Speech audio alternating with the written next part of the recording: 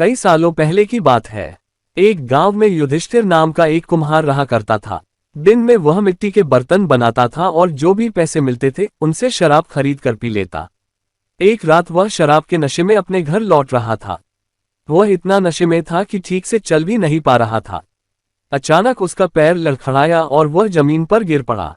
जमीन पर कांच के टुकड़े पड़े थे, जिनमें से एक टुकड़ा उसके माथे में घुस गया।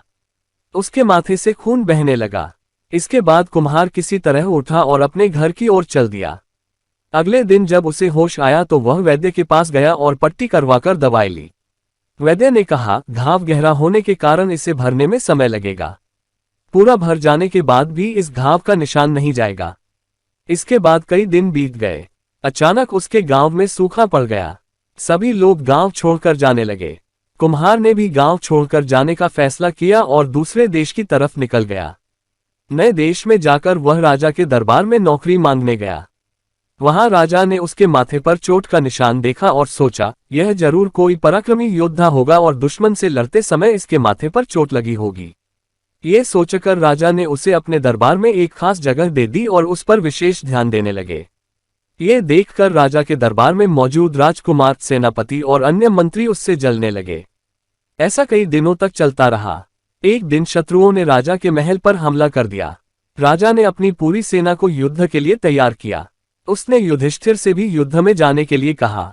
युधिष्ठिर जब युद्ध भूमि की तरफ जा रहा था तो राजा ने उससे पूछा कि उसके माथे पर यह चोट किस युद्ध में लगी। इस पर कुम्हार ने सोचा कि अब वह राजा का भरोसा जीत चुका है और अब अगर वह राजा को सच बता देगा तो कोई समस्या नहीं होगी। ये सोचकर उसने राजा ने कहा, राजन, मैं कोई योद्धा नहीं हूं। मैं तो एक साधारण सा कुम्हार हूं। ये चोट मुझे किसी युद्ध में नहीं बल्कि शराब पीकर गिरने के कारण लगी थी। कुम्हार की यह बात सुनकर राजा को बहुत गुस्सा आया।